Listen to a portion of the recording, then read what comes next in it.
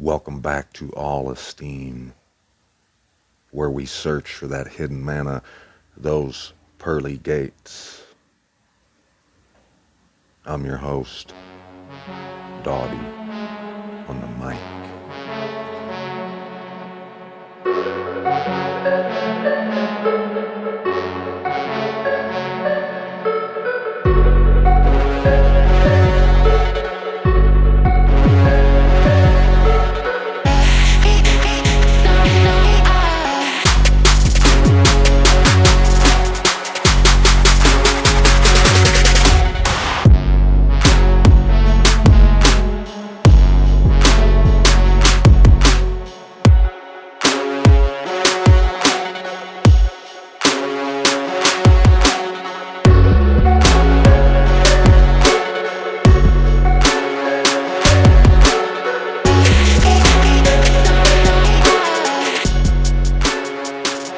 We've been commanded to proclaim the good news of the reign to the coming generation. That's why you old heads are probably not going to get this message. What I'm about to read to you here in Nahum chapter 2 and chapter 3 is going to confirm the message that I've been sharing with the coming generation. And it's nothing that the world knows about, evidently. No one's talking about it, and we're going to read about that too, how that takes place. Watch. There's a few things I want to mention too as we read these chapters. We've been reading about the grievous wound, and we're going to read about it more right here. It's all through the prophets. It's the mark of the beast. It's anyone, just like we've been saying, like the Most High's been showing us, it's anyone who's not in the house. And anyone who's in the house on Mount Zion who follow the Lamb, they have the seal of the Most High on their forehead. And you're going to see that. The Most High is going to lay it out. He's going to prove it to you that that's a fact, what I just said. And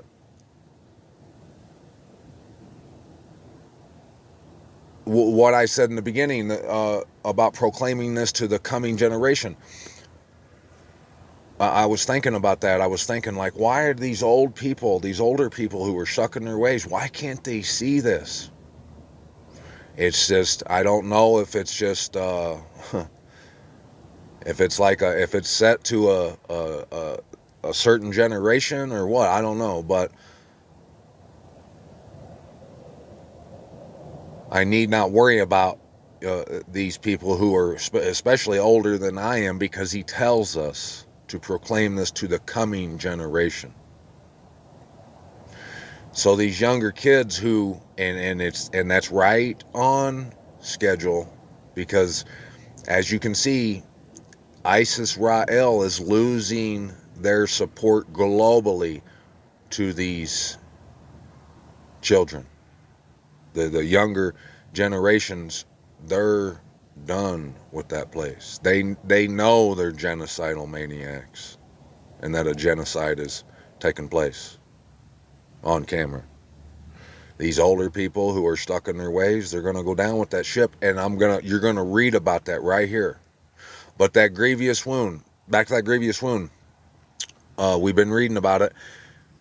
One way you can know for sure that the grievous wound is what I just said it is. It's the mark of the beast. That wound is anyone who's outside the city, anyone who doesn't go to Mount Zion. One way you can confirm that is, and it'll confirm who the image of the beast is. When it talks about the image of the beast in Revelations, it says that the beast received a deadly head wound,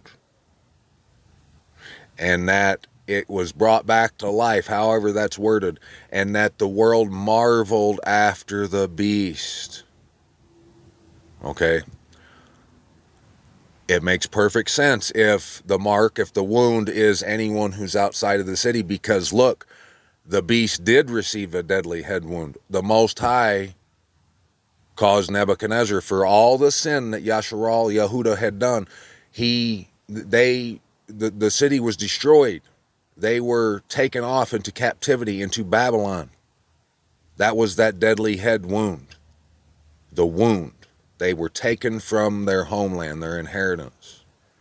They were barred from there. The Most High punished them for however many years, 420 years or 430 years, however many years it was.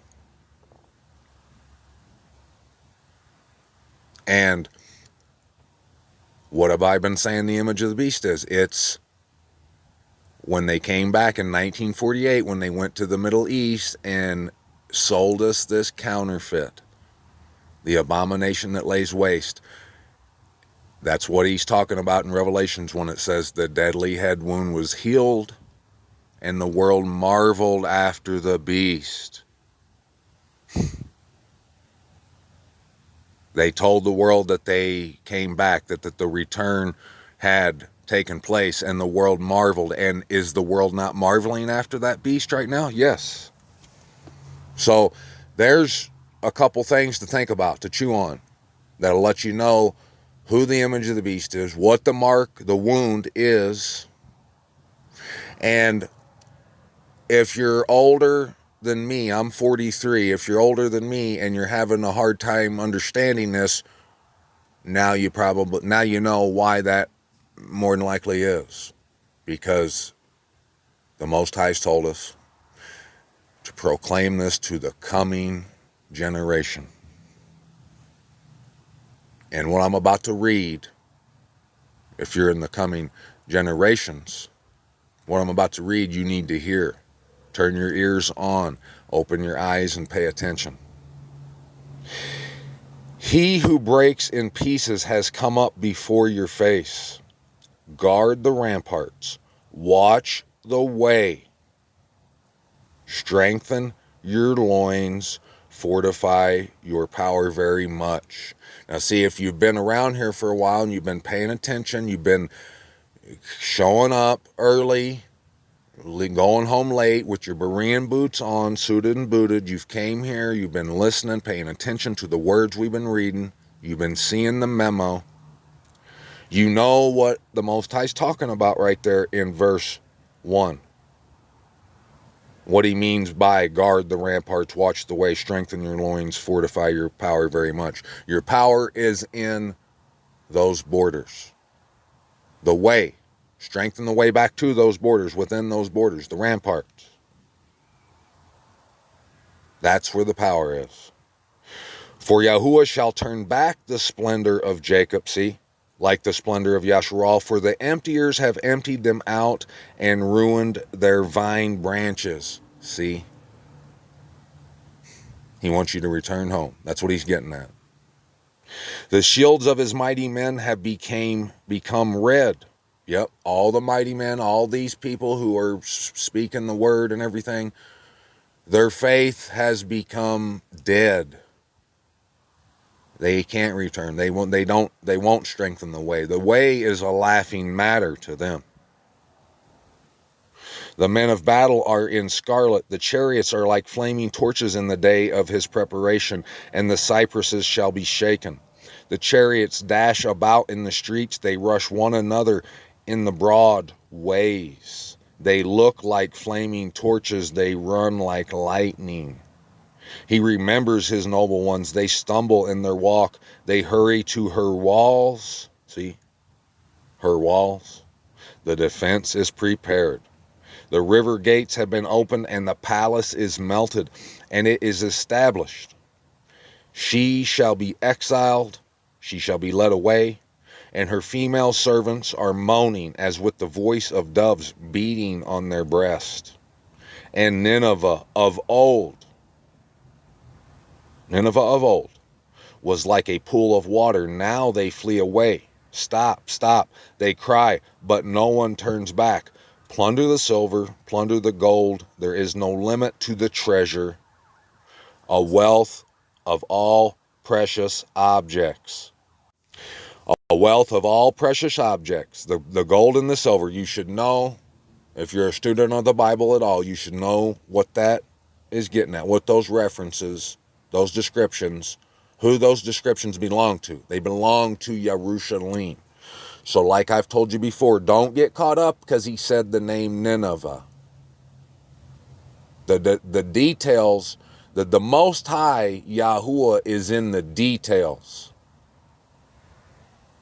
He's talking about the city he placed his name. The whole Bible's talking about her.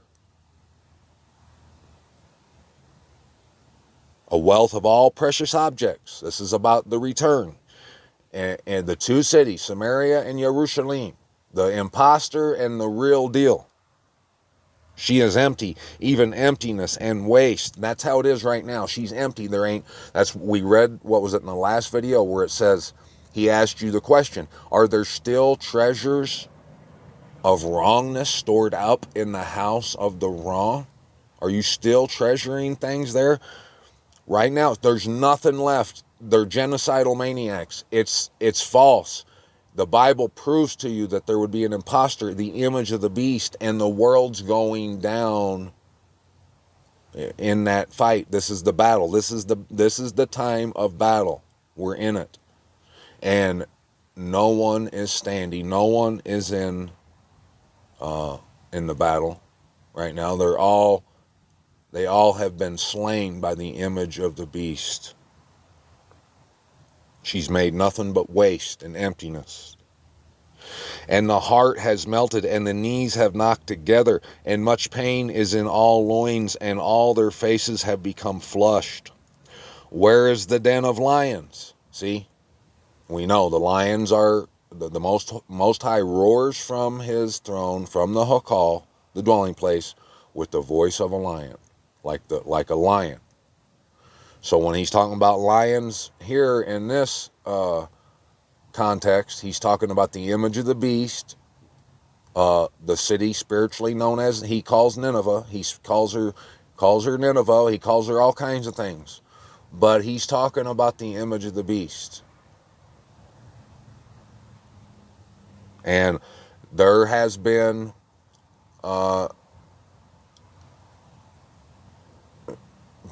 the fact that they conned the world into believing that was the return and that is the land.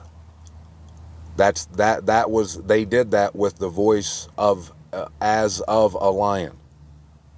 That's why he's saying, where is the den of lions and the feeding place of the young lions, where the lion, the lioness, and the lion's cub walked with no one to disturb them? The lion tore in pieces enough for his cubs and strangled for his lionesses, and filled his caves with prey and his dens with torn prey. See, I am against you, declares Yahuwah of hosts, and I shall burn your chariots in smoke, and the sword devour your young lions. The sword devour, the truth in the word. And I shall cut off your prey from the earth, and no longer is the voice of your messengers heard. The voice of your messengers. See? Woe to the city of blood. All of it is a lie, filled with plunder. The prey is not lacking. It's not lacking. The whole world has been hoodwinked by it in one form or another. But the believers, how many believers are there? There's billions of them, ain't there? Ain't there like 3 billion Christians out there in the world somewhere? And then you got to count all the Judaism people. So that's 2/3 of the people that live on this earth, basically. Right there. And if you add in all the other religions, the Islam and the Hindu, it all comes from that anyway. So it's everyone. The prey is not lacking. The sound of a whip and the sound of rattling wheels, all of galloping horses, of jolting chariots, more proof of he's talking about the religions, the lies, the denominations, the ideas, these false ideas, and the preachers that preach all those ideas, all that stuff. mounted horsemen with bright sword and glittering spear, and many wounded. See, many wounded, and mass of dead bodies, no end of corpses. They stumble over the corpses. Why? Because of the many whorings of the well-favored whore. We're talking about the end times. You think he's talking about Nineveh? A place called Nineveh in the end times that's known as the well-favored whore, that fits the bill, that fits the descriptions that we've been reading about? He's talking about the image of the beast. He's talking about those who say they are Yahudim, those who say they are Jews and lie. The mistress of sorceries, who sells nations by her whorings and clans by her sorceries. Yep, we've seen that right on the television screen. We've witnessed all this stuff happening. See, I am against you, declares Yahuwah of hosts, and shall lift up your skirts over your face, and shall show nations your nakedness and range your shame. That right there speaks directly of the television screen. That's what's happening right now. Israel's skirt has been lifted up over its face, and the Most High has shown the nations and the reigns her shame. It's happened, and this has never happened before. It's happening now in the time of the end. That could only happen with the technology of television. And I shall cast abominations upon you and treat you as foolish and make a spectacle of you. Yep, check, check, check. And it shall be that all who see you flee from you and say, Nineveh is laid waste. Sounds just like what we hear about the city of Babylon in Revelations, right? In the end times, yeah, same thing. And like I said, the whole Bible's talking the same thing. You can read about the image of the beast all through the Bible. And what you got to do about coming home, all of that, and how it would all go down. You just got to know how to read this word. That means you got to tremble over it. Nineveh is laid waste. Who does mourn for her? Where do I seek comforts for you? Are you better than No Ammon, who dwelt by the Nile streams with waters around her, whose rampart was like the sea, whose wall was like the sea? That's how you know that that's not literal. The wall and the rampart, not like the sea. He's talking about people. Cush and Mitzrayim, Egypt, were her strength, even unlimited. Put and Luban were your helpers. Yet she was exiled. She went into captivity. At the head of every street, her young children were dashed to pieces. We know the Most High's told. We've read about that happening to Jerusalem all through the Word. That means, that's not literal. That means that all her children had no idea where she was even at to come home. They've been destroyed, utterly ravaged. Lots were cast for her esteemed men, and all her great men were bound in chains. You too are to become drunk. See, that's what he means by bound in chains, that they're drunk. They don't know they're in chains. You are to go into hiding. You too are to seek refuge from the enemy. All your strongholds are fig trees with ripened figs. When shaken, they shall fall into the mouth of the eater. See, your people in your midst are women. The gates of your land shall be open wide to your enemies. Fire shall consume your gate bars. Draw for yourself water for the siege. Strengthen your defenses. Go into the clay and tread the mortar. Lay hold of the brick mold. Lay hold of the brick mold.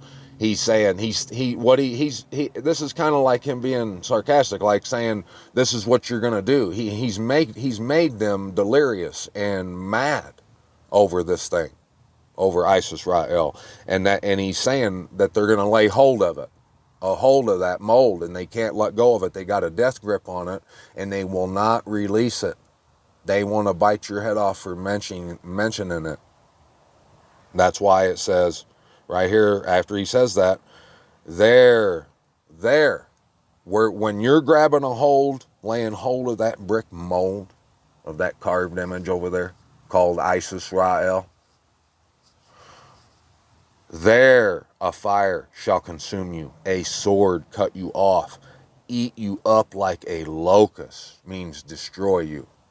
The locust leaves nothing behind. Make yourself many like the locust. Make yourself many like the swarming locust. You have increased your merchants. See?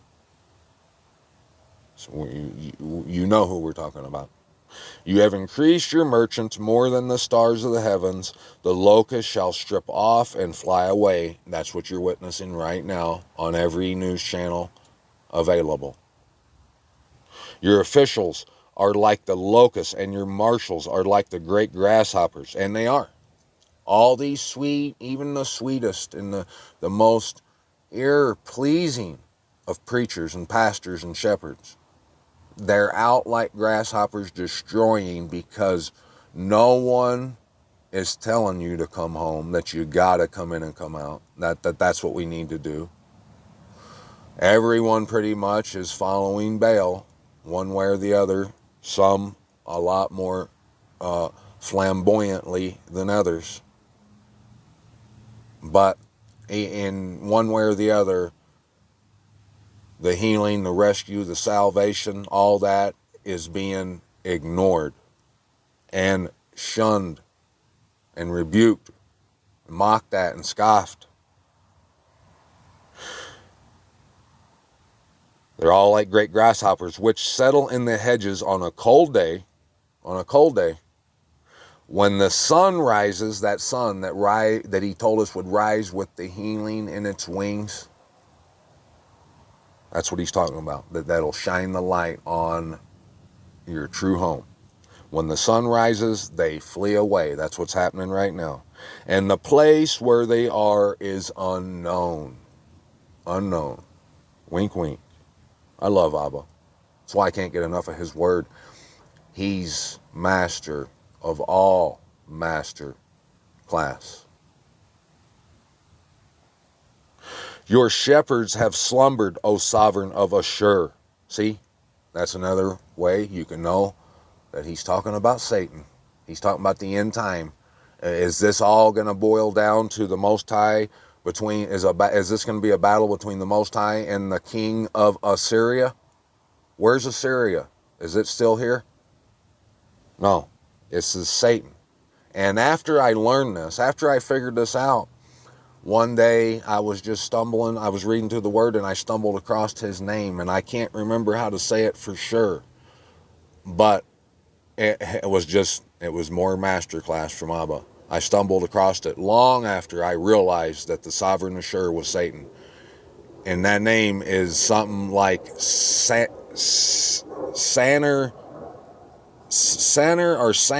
Cherub. On the end of his name is Cherub. Right on his name. Yeah, it's like Santa Cherub, I can't say it, but it starts with the S. It's got some N's in there, but at the end, it has Cherub right in his name. Yep. Your shepherds have slumbered, O sovereign of Ashur. Your nobles lie down to rest. And he's talking about all these preachers. There's the shepherds for Satan. And I know that ruffles feathers and twists panties. I get it. I know it does. And these people don't want to hear that about their beloved pastors, their pastor's favorite pastor. I know. But the truth is the truth. If they're not talking about coming home right now, if they're giving you fairy tales about raptures and all this other nonsense, then they're standing in the way of you and your home. Like those thorns. The best of them, even the straightest of them, are like a thorn hedge. They're like those grasshoppers. They're destroying. And yeah, maybe a lot of them don't know it. Maybe all of them. I don't know. Who am I to know that? But it doesn't matter whether they know it. All that matters is what they're doing, their deeds. So they are working for Satan. Your people are scattered on the mountains. Scattered on the mountains. Wink, wink. That means they can't find their way home. This Jerusalem is a stumbling block to them. They can't pick it up. They can't find they can't humble themselves and look in to see if that place over there is the image of the beast? If they would see it is, and they could look for their true place and find it, where the mountains that he's talking about right here, and you wouldn't be scattered on the mountains. The whole world is scattered, and no one gathers them. See? Those pastors, they're working for Satan. They don't know that, I would say, but they are, because they're not gathering anyone back home. Your injury, here we go, has no healing. Your wound is grievous. All who hear news of you clap their hands over you, for over whom did your evil not pass continually? If you weren't here in the last couple of videos, and I went over that verse right there lots of times, that's a wink wink, that last part there. For over whom did your evil not pass continually? That backs up and confirms everything I've been saying, that the enemy has scattered. He's caused the world not to come in and come out and celebrate the festivals like Passover. That is what the word calls doing that which is continual. Doing what is continual is coming in to Jerusalem, to our city on the feast days. And we accept our inherited land, inheritance, and we take it. And we love the Most High, and we dwell with him. The enemy has caused us to deviate.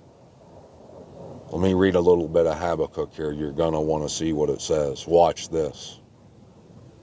The message which the prophet Habakkuk saw. O Yahuwah, till when shall I cry, and you not hear? I cry to you, violence, and you do not save. Why do you show me wickedness and cause me to see perversity? For ruin and violence are before me, and there is strife and contention arises. Therefore the Torah ceases, and right ruling never goes forth. For the wrong hem in the righteous. Just what we were just talking about, those thorn hedges. They hem in the righteous. That's what he meant when he says right ruling never goes forth. Goes forth means go unto Jerusalem, following the Lamb. The wrong hem in the righteous. So that right ruling comes out twisted.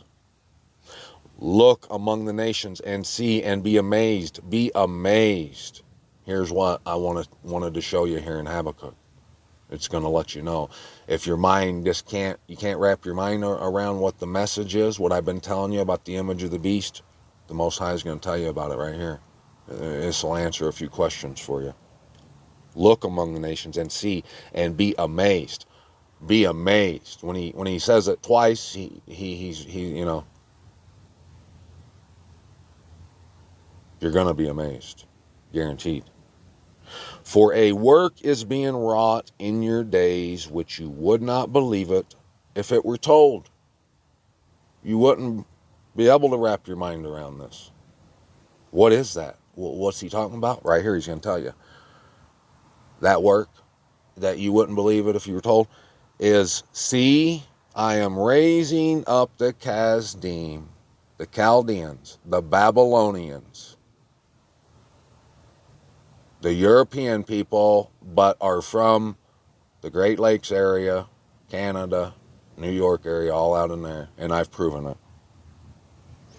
He's raising up them, a bitter and hasty nation who is going through the breadth of the earth to possess dwelling places that are not theirs. Boom. So this is the Most High talking too, and he's saying, be amazed, and he says it twice because of this work that's being wrought in whatever days here he's talking about, that you wouldn't believe it if you were told. And I can back that, I can validate that, because I've told all kinds of people this, and I don't know if maybe one, Miss Sister Rena and Sis Bethany, maybe two of y'all have believed it, but not enough to get you here, because y'all should have done been here. But I love you either way. What that work is that he was going to raise up the Babylonians, the Chaldeans, and they would go and possess places that are not theirs. I mean, does it get any more clear to you guys what's going on here? How clear do you guys need it to be? For real. This is getting ridiculous. They are frightening and fearsome. Their right ruling and their exaltation proceed from themselves. I've confirmed that that fits the bill for sure, because we've proven that the doctrine of the tree of life, quote unquote, the Kabbalah tree, which is what those people follow, their Kabbalah, that's what that star is. It's a hexagram. It's part of the tree of the Kabbalah tree. It's what separates the bottom from the top, from man to divine. That's what that star represents. That's why it says right here that their exaltation proceed from themselves. It's all about esteeming themselves. They think they're God. They think they're gonna do this. They have built the tower and the walls but on unrighteousness and on bloodshed and theft and crime, genocide, and who knows what nastiness they've built that place on. Their horses shall be swifter than leopards. More proof that the horses aren't what you think they are. They're those doctrines and religions and all that stuff. They're swifter than leopards and more fierce than evening wolves. Evening wolves, just like those ravenous wolves the Messiah warned us about. And their horsemen shall charge ahead, and their horsemen come from afar. From afar, they fly as the eagle rushing to eat. Fly as the eagle. Why does he have to? He don't just use words for no reason. No reason. All his words are always necessary. They're an absolute necessity. He used those words eagle, that word eagle, to let you know what's going on here. Who the Chaldeans, the Kasdim are. All of them come for violence. The direction of their faces is like the east wind. What's that mean? Remember I told you that the Wizard of Oz is all about this message, this memo? It is. What were the witches' names? The Wicked Witch of the East and the West, right? And what one did the house land on? Was the Wicked Witch of the West. And that's where Dorothy got the ruby red slippers.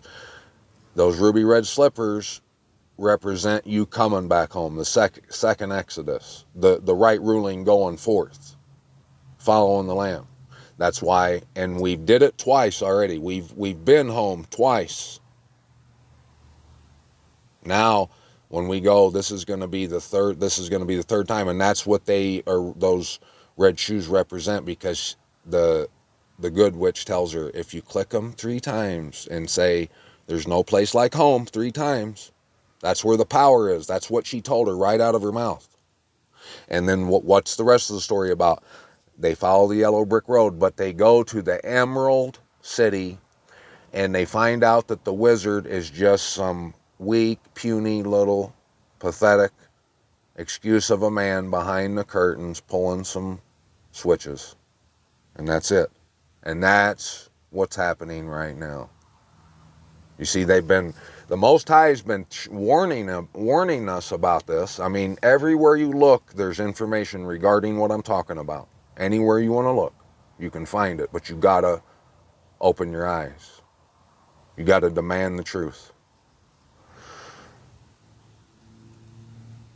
The reason he says their faces is like the east wind, he's letting you know. They're in the Middle East.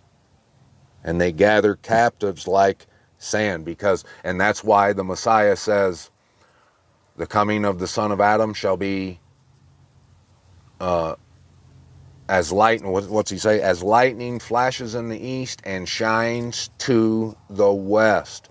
Are you meaning to tell me that the Messiah said that every time lightning strikes, it flashes in the east and shines to the west? Don't light just shine out, radiate, in any direction? Those are code words. That was the Messiah letting you know what it was going to look like in the end, what the coming of the son of Adam was going to look like. It's the word being made manifest about your home, following the Lamb. That's why the Lamb was the only one worthy to open the scrolls. You got to come home. Shines to the west, over here where I'm at, right here in the spot, baby. Come get you some. Hit me up and get a hold of me, and I'll tell you all about it. I got so much information about it.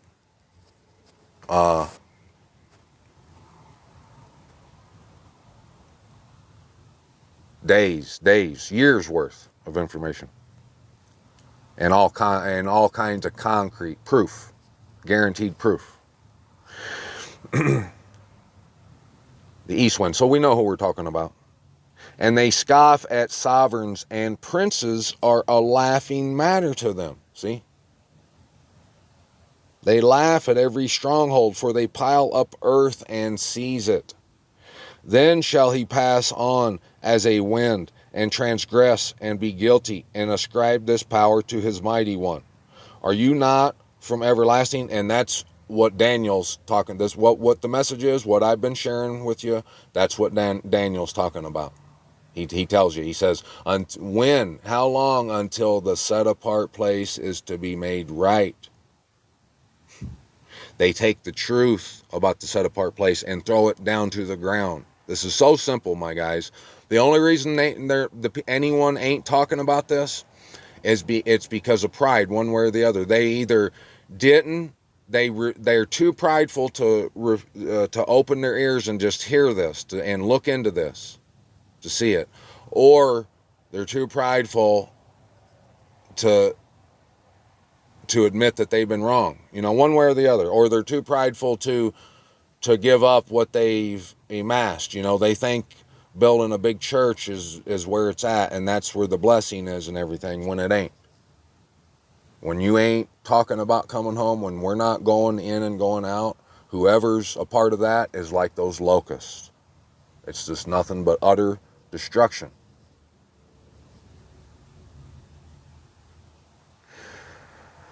Are you not from everlasting, O Yahuwah, my mighty most high, my set apart one? You do not die. Here's where you need to have your Berean boots and hats on and listen up to what I'm about to read to you. This is going to prove to you beyond the shadow of a doubt that the message is true. It's undeniable. Watch. After he talks about what the enemy has done and created, seized the land that's not theirs, and caused the strongholds to be a laughing matter, the prince, the Messiah, the truth, the Lamb. But he asks this question, are you not from everlasting, O Yahuwah, my mighty most high, my set apart one? You do not die. Why is he asking him this? O Yahuwah, you have appointed them for right ruling. Appointed them for right ruling. See, this is why you have to have your Berean boots on. Why would he say that? That just come out of nowhere. Appointed what? The average reader, he'll just read right past that and not think nothing about it. He's obviously, clearly talking about the feast, the festivals. And that makes sense if what I've been saying, that this chapter's telling us, if that's true, it is. The enemy's caused us to forget our appointed times, which is right ruling. That's what this is all about. So he's saying, you do not die. The appointed times, just like the show, it must go on, with or without you. The Most High don't die. He don't change. That's why he tells us he don't change. He likes the feast days, the festival, and that's what him and the children do. Bottom line. O rock, you have established them for reproof. Yes. Because if you can't come home, you are full of pride. Unless you're physically unable. And it talks about all this in the Word. But if you're able to come, you're supposed to come in, and we don't. The fact that we're talking about it, that I have to try to convince you on why you should want to come home. It's proof of that wound, that grievous wound you have. We shouldn't even be. I shouldn't have to convince you of why you should want to do this. This should be all we want to do. This should be what we do. And there's going to be one last go at reproof, and that's why he tells us the end's going to be on an appointed time, because the end will come on an appointed day, one of those festival days, when those who truly loved him trembled at his word and found this message and truly loved him, and they came home to the throne, to Mount Zion. When they do that, on one of them days, the Most High is gonna wipe everyone else out. However that looks, I don't know, but he's told us that's how it will happen, and that's for reproof. That'll be the last time, because anyone who don't show up is a goner. You whose eyes are too clean to see evil, you are not able to look on wrong. Why do you look on those who act treacherously? I love this part. Even more masterclass. These people who would laugh, and they talk about people like me for like drinking a beer or saying bullshit. They can't even hear nothing. Like, since I said bullshit, they're not listening to this video, because their ears are too clean. They can't look onto that. But they're sitting there swinging from the necktie of the image of the beast, those who act treacherously. And they don't make a peep. Keep silent. When the wrong devours one more righteous than he. They don't make a peep. They let it go down. They're all a part of this. They're all guilty. And would you make men like fish of the sea, like creeping creatures that have no ruler over them? That's what the enemy has done. That's what the world does. If you were to look down onto earth, like with a magnifying glass, and you would see that the world largely has no ruler. They're all just sporadic. They're just like going all over the place. They're not even like an ant colony or nothing like that, where they have a queen and they come back to the spot and take care of it. They have unity, like a community where the Most High dwells. There's none of that going on right now. The wicked one has pulled all of them up. The wicked foe has pulled all of them up with a hook, caught them in his net, and gathers them in his drag net. Therefore he rejoices and exalts. Therefore he slaughters to his net and burns incense to his drag net. For by them is his portion fat, and his food is rich. Is he therefore to keep on emptying his net and killing nations without sparing? I wouldn't do you this way, my family, but we must read this next chapter, because right there at the end, he just said, how long? This is gonna let you know when this is gonna end, when we don't have to put up with this no more, this humiliation and this death and destruction. He just asked him. He said, let me go back and look. Is he therefore to keep on emptying his net? Like, he's asking the Most High, is he just gonna, the enemy, the wicked foe, just gonna keep on doing this? Is it ever gonna stop? Watch the answer. I stand at my watch and station myself on the watchtower, and wait to see what he says to me, and what to answer when I am reproved. And Yahuwah answered me and said, write the vision and inscribe it on tablets, so that he who reads it runs. We just seen what the enemy's doing, the wicked foe, what he did. Went in, and it was this work that you wouldn't believe it if you were told, that they would go in and steal places that weren't theirs, and get destroy that which is continual. The Most High's children don't even know where their home is, or think about going to it. on the feast days. So we're utterly ravaged. And the guy asked him at the last of chapter 1, how long is he just going to be able to keep doing this? And the answer the Most High give this guy, he said, write the vision, inscribe it on tablets, so that he who reads it runs. That's what you're going to have to do. For the vision is yet for an appointed time, the feast days. He would never leave us hanging. He let us know. We have a way to know when all the appointed days are. We don't know when when the end will come, but we know when the appointed times are, and as long as we're there, when it comes, we're good, because we're home. See how that works? See how that reproof works? For the vision is yet for an appointed time. And whoever reads this about this vision for the appointed time needs to run, he told you. Remember that. Don't forget. You need to run or die. And it speaks of the end. The end is at an appointed time, a feast day. And it does not lie. It does not lie. If it lingers, wait for it shall certainly come, it shall not delay. That lets you know if nothing happens on one of them days, just wait, because the Most High's timing, his is precise and ours might be off a little bit. So we might have it off like a day or two. Just so give yourself a nice cushion. If Passover is, say, on a Shabbat day, maybe show up to Jerusalem 2 weeks in advance and plan on leaving 2 weeks afterwards. Show up early, leave late. I'm not leaving. If it lingers, wait for it shall certainly come, it shall not delay. You can take it to the bank.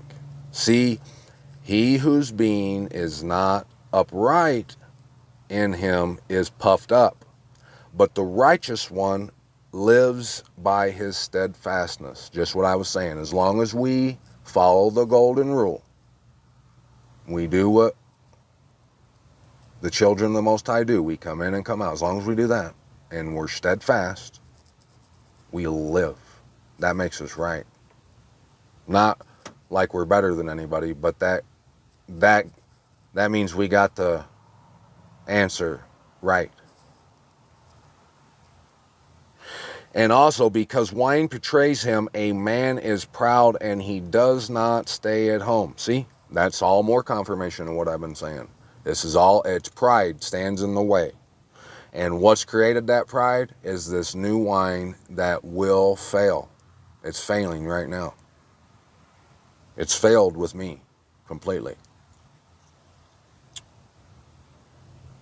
Because of all that, he don't stay home. See? Because he enlarges his appetite as Sheol, and he is like death, and is not satisfied, and gathers to himself all nations, and heaps up for himself all peoples. Shall not all these lift up a proverb against him, and mocking riddle against him, and say, woe to him who increases what is not his? See? Till when is he to load on himself many pledges? How long is he just going to sit and load on himself all these pledges? Do not your creditors rise up suddenly? That lets you know this is going to happen quick. When it does happen, you're going to be taken. You're not going to be ready for it. It's going to happen like that. And you ain't going to be ready. Suddenly. And those who make you tremble, wake up, and you be plunder for them. Because you have plundered many nations, all the remnant of the people shall plunder you because of men's blood and doing violence to the land, to the city, and to all who dwell in it. That's what this beef is. That's the beef. Woe to him who is getting evil gain for his house in order to set his nest on high, to escape the clutches of evil. That's why they're doing it. You see? They think they're outsmarting the Most High.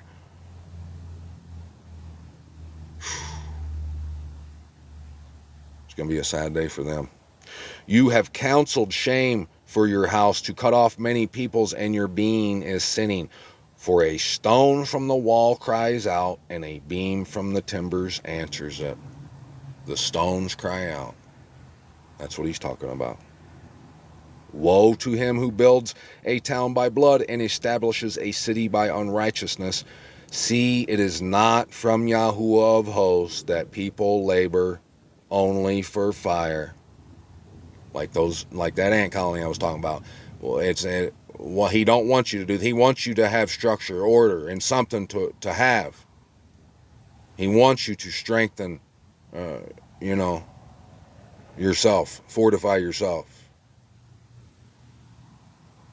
The nations weary themselves for nothing. For the earth shall be filled with the knowledge of the esteem of Yahuwah. All esteem of Yahuwah, as the waters cover the sea. Woe to him who gives drink to his neighbor, pouring out your wineskin and also making him drunk in order to look on their nakedness.